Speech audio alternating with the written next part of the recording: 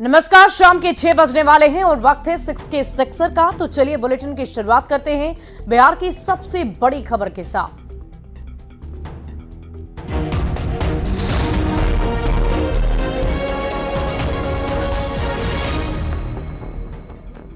गया के बेलागंज विधानसभा सीट से जेडीयू प्रत्याशी मनोरमा देवी ने नामांकन दर्ज कर दिया है। नामांकन के बाद कार्यकर्ता फूल माला से भव्य स्वागत करने आए।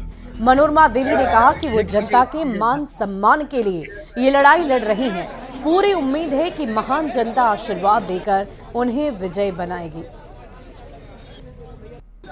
कहूंगी कि आप लोग अपने मान सम्मान के लिए और क्षेत्र में विकास के लिए हमारा जो एनडीए का गठबंधन है, आप लोग से अपील है कि हमको वोट दे करके आप लोग विकास के पथ पर आगे चले।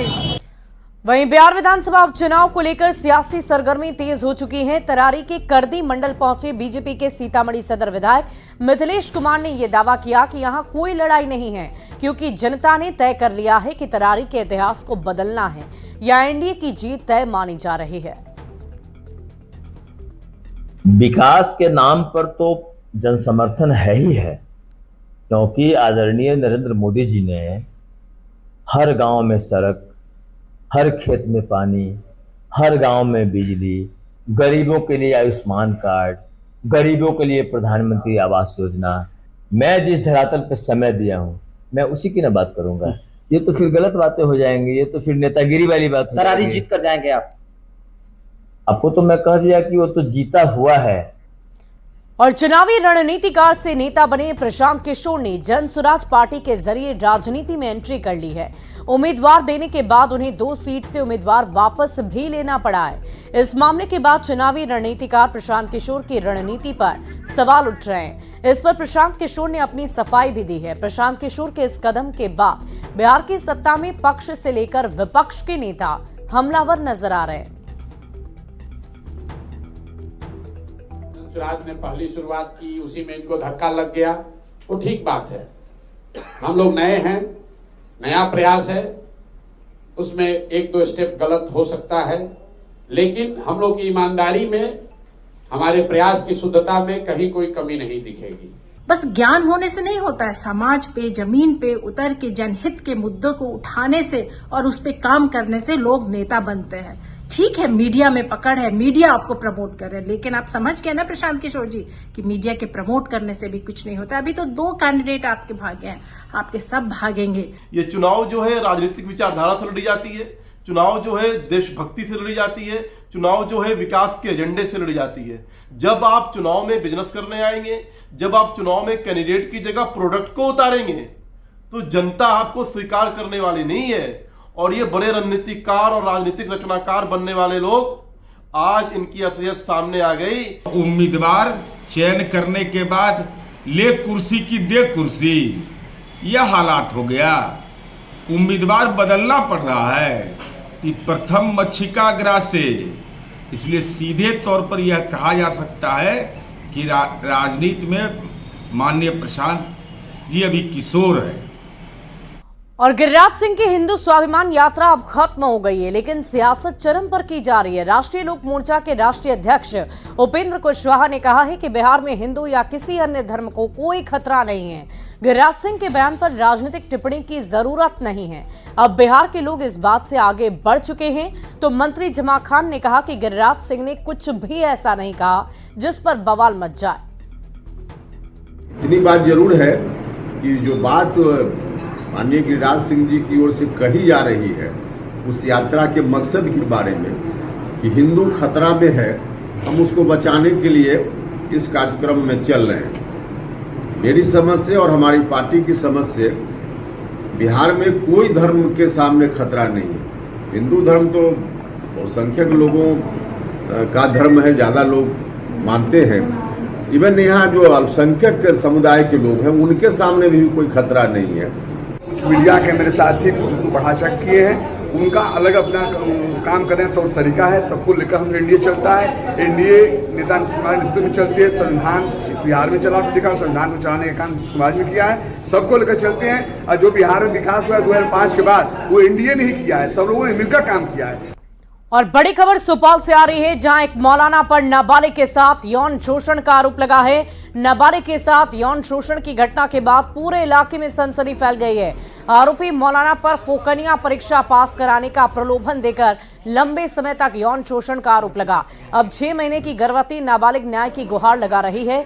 जब पीड़िता गर्भवती हो गई तो उसने मौलाना के सामने शादी का प्रस्ताव भी रखा, लेकिन आरोपी ने इससे इनकार कर दिया। घटना के बाद पीड़िता ने त्रिवेणीगंज थाने में शिकायत दर्ज करा दी है।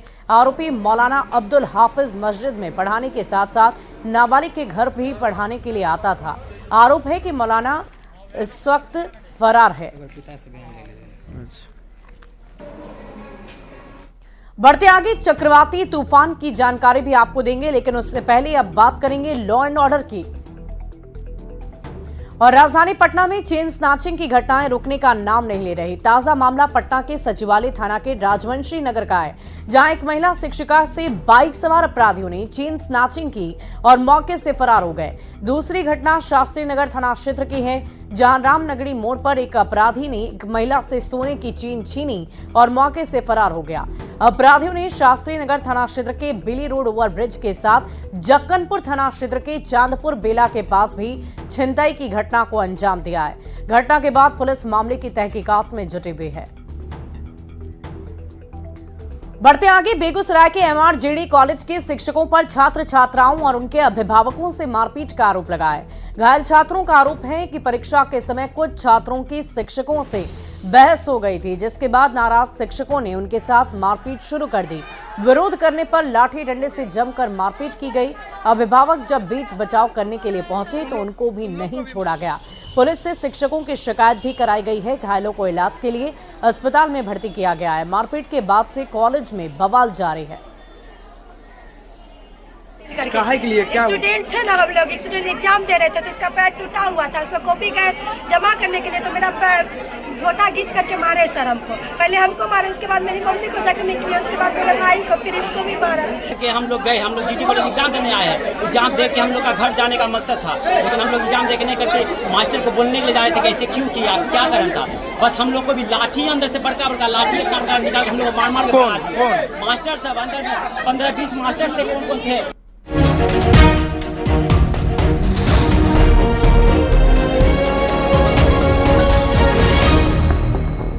और अब बात देश विदेश की करेंगे। प्रधानमंत्री मोदी की कैबिनेट ने आज कई बड़े फैसले लिए हैं। बिहार और आंध्र प्रदेश के सरकार ने उन्हें बड़ा तोहफा भी दिया है।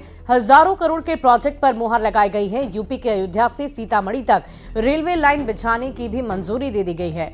नरकटियागंज रेल लाइन का दोहरीकरण होगा। आंध्र प्रदेश में भी 257 किलोमीटर लंबी रेल लाइन बिछाई जाएगी। ये सारे प्रोजेक्ट 4 साल के अंदर पूरे किए जाने हैं, यानी कि अगले विधानसभा चुनाव से पहले ये पूरा हो जाएगा।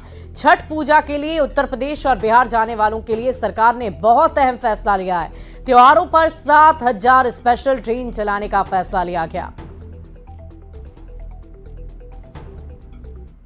नॉर्थ बिहार को और नॉर्थ ईस्टर्न स्टेट्स को स्ट्रैटेजिक कनेक्टिविटी देने के लिए बड़ा प्रोजेक्ट सैंक्शन हुआ है।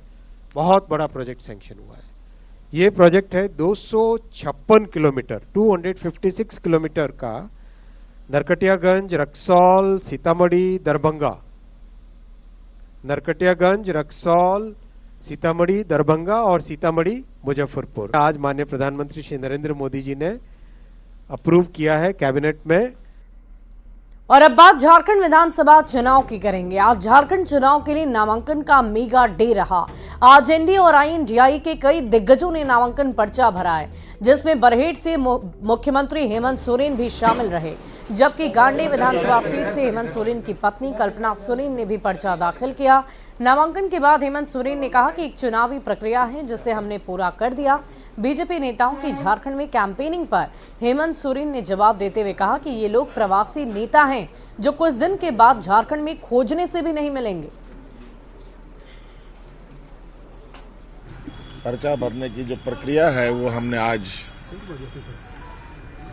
अपना पूरा किया है। अब बरहेट विधानसभा ये पूरे राज्य के विधानसभा में अलग अलग चरण में चुनाव हो रहे हैं, 2 चरणों में इस राज्य में चुनाव हो रहे हैं। और अब आपको झारखंड से दिल्ली लिए चलते हैं। एनवीडिया एआई समिट 2024 इंडिया के मंच पर गुरुवार को एनवीडिया के संस्थापक और सीईओ जेनसेन हुआंग और रिलायंस इंडस्ट्रीज की चेयरमैन और मैनेजिंग डायरेक्टर मुकेश अंबानी ने कई मुद्दों पर चर्चा की। इस दौरान रिलायंस चेयरमैन मुकेश अंबानी ने जियो की क्षमताओं के बारे में बताते हुए कहा कि जियो आज दुनिया की सबसे बड़ी डेटा कंपनी बन चुकी है। वहीं भारत अब विश्व की सभी कंपनियों का घर बनता जा रहा है। As our Prime Minister has said that this is a new aspirational India. What we have today is we are among the only country in the world where the average age of 1.4 billion Indians is below 35. So what is driving our economy is not only new technologies like AI, but also aspirations. And I believe that you know the Prime Minister, and I believe that his leadership in terms of converting India to a premier digital society has been vital and continues to drive activity at the ground level. और इसी बीच राजधानी पटना से एक बड़ी खबर आ रही है। लालू प्रसाद को भारत रत्न देने की मांग उठी है। आरजेडी नेता ने पोस्टर लगाकर ये मांग कर दी है। लालू को बताया मसीहा और भगवान, और इसीलिए ये मांग की गई है कि उन्हें भारत रत्न से नवाजा जाए। तो इस वक्त की बड़ी खबर आपको राजधानी पटना से बता रहे, सियासी गलियारे से बता रहे, लालू प्रसाद यादव को भारत रत्न देने की मांग की गई है। आरजेडी नेता ने पोस्टर लगाकर ये मांग कर दी है। लालू को मसीहा और भगवान बताया है और इसीलिए उनके लिए भारत रत्न की मांग की गई। तो लालू प्रसाद यादव से जुड़ी इस वक्त की बड़ी खबर आपको बता रहे हैं राजधानी पटना से, जहां लालू प्रसाद के लिए ये पोस्टर आप जो इस वक्त अपनी टीवी स्क्रीन पर देख रहे हैं उसमें साफ लिखा हुआ है कि उन्हें भारत रत्न से नवाजा जाए। आरजेडी के कार्यकर्ता की तरफ से इस पोस्टर को लगाया गया है। उनका कहना है कि लालू प्रसाद यादव गरीबों के मसीहा हैं, भगवान हैं, और इसीलिए उन्हें भारत रत्न से नवाजा जाना चाहिए। और पोस्टर लगाकर आरजेडी की तरफ से ये मांग की गई है। आरजेडी नेता ने पोस्टर लगाकर ये मांग की है कि उन्हें भारत रत्न दिया जाए।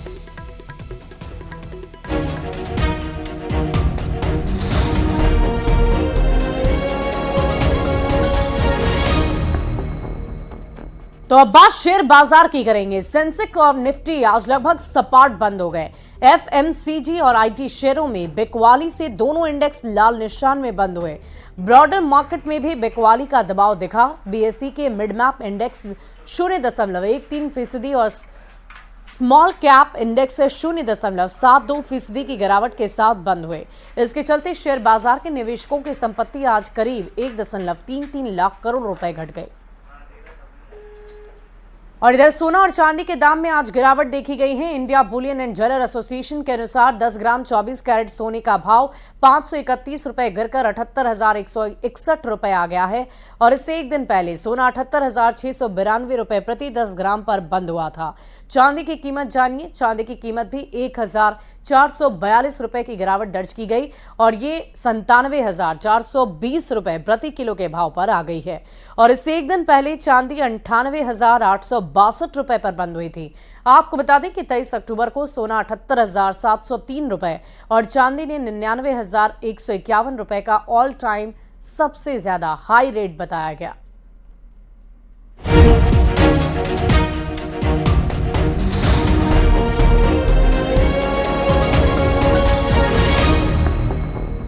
और अगली खबर आपको खेल जगत से बताएं। भारत ने न्यूजीलैंड को दूसरे टेस्ट की पहली पारी में 259 रन पर ऑल आउट कर दिया। पुणे में आज न्यूजीलैंड ने टॉस जीतकर बैटिंग करने का फैसला लिया था। फिलहाल तीसरा सेशन जारी है। भारत ने एक विकेट के नुकसान पर 16 रन बना लिए हैं। यशस्वी जायसवाल और शुभमन गिल क्रीज पर हैं। पहली पारी में भारत की तरफ से पूरे 10 विकेट स्पिनर्स के लिए वॉशिंगटन सुंदर ने सबसे ज्यादा 7 विकेट झटके और रविचंद्रन अश्विन ने 3 विकेट लिए। न्यूजीलैंड के लिए डेवॉन कॉनवे और रचिन रविंद्र ने अर्धशतक लगाया है।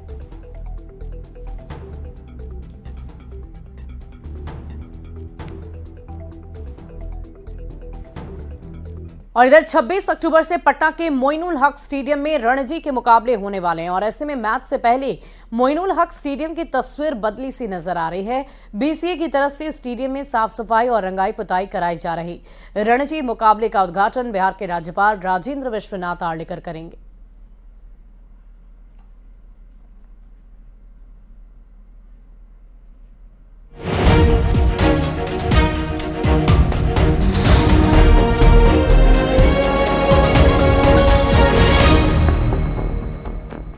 और अब बात बॉलीवुड की करेंगे। अभिनेता सलमान खान को जान से मारने और 5 करोड़ की फिरौती मांगने वाले आरोपी को मुंबई पुलिस ने झारखंड से गिरफ्तार किया।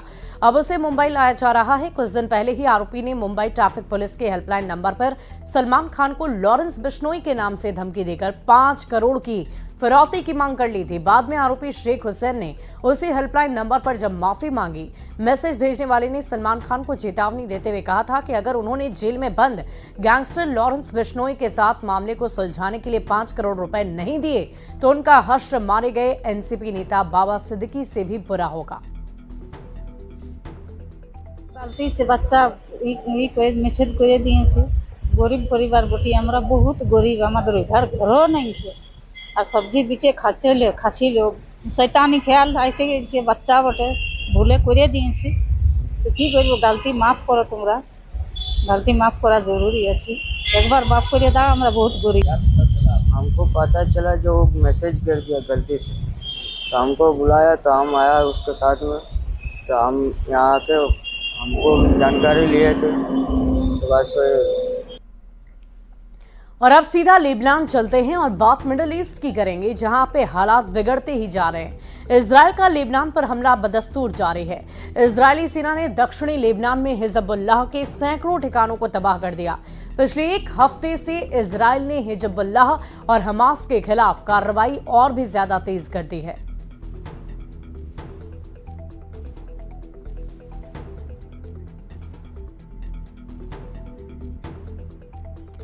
और फिलहाल इस बुलेटिन में अभी के लिए बस इतना ही, लेकिन न्यूज़ 18 बिहार झारखंड के YouTube चैनल को आप जरूर लाइक, शेयर और सब्सक्राइब करें।